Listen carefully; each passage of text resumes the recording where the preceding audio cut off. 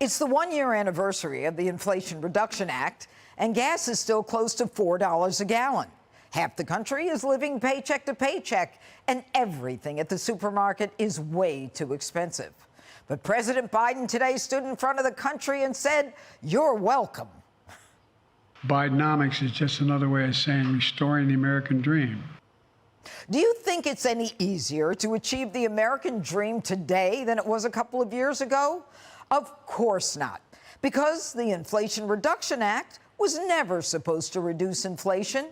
It was a Trojan horse for the climate change crowd. The only people it helped are Biden's donors who work in green energy. You see, it was all a lie. And what do you do when you get caught in a lie? You lie more. No one making less than $400,000 a year will pay a single penny more in federal taxes. It's a commitment I've kept so far, and as long as I'm president, I will keep it. Wrong. Working class families had their tax burden jacked up. Who do you think is paying for all the windmills? You. And Biden proudly says he cut our national debt. We actually cut the federal debt, the deficit, by $1.7 trillion. You hear me? The first 2 years, we cut the debt by $1.7 trillion. Wrong again. Our national debt went up almost $4 trillion since Biden took office. At least your energy bill went down, right? This law is helping families save thousands of dollars in energy bills every year through the tax credit and rebates to buy new and efficient electric appliances, weatherize their homes, install heat pumps, rooftop solar. Another lie.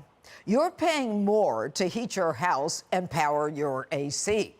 Now, unless you want to spend 30 grand sticking solar panels on your roof, this bill doesn't help you at all. But Joe Biden thinks he's the most successful president in American history. Name me a single objective we've ever set out to accomplish that we've failed on. Name me one. Okay, Joe, you failed on reducing inflation, lowering gas prices, securing the border, and withdrawing from Afghanistan, to name just a few. Joe Biden has been lying his entire career. Now, the first time Biden ran for president back in 1988, he said he graduated at the top of his class. I have a much higher IQ than you do, I suspect. I went to law school on a full academic scholarship, the only one in my class to have a full academic scholarship.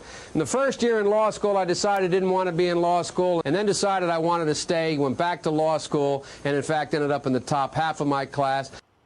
And back then, though, the media actually fact-checked Democrats. Biden now concedes he did not graduate in the top half of his law school class, that he does not have 3 degrees from college, and that he was not named outstanding political science student in college. Newsweek says Biden actually went to school on a half scholarship, ended up near the bottom of his class, and won only 1 degree, not 3. Joe Biden ranked 76th in a class of 85 at the University of Syracuse Law School. So Joe eventually had to drop out, not for lying about his grades, but for plagiarizing someone else. Why is it that my wife, who's sitting out there in the audience, is the first in her family to ever go to college? Why is Glenys the first woman in her family in 1,000 generations to be able to get the university? They didn't have a platform upon which to stand. There was no platform upon which they could stand.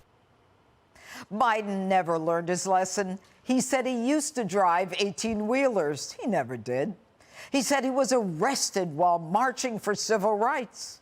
That never happened. He said he was against the Afghanistan war from the beginning. But he voted for it in 2001. And that's not all. If you're vaccinated, you're not going to be hospitalized, you're not going to be in an ICU unit, and you're not going to die. We know that's not true. But Biden's biggest lie of all is this. I did not know he was on the board of that company. I've never discussed my business or their business, my sons or daughters. I never discussed a single thing with my son about anything having to do with Ukraine. I've never spoken to my son about his overseas business dealings. I have never discussed with my son or my brother or anyone else anything having to do with their businesses, period.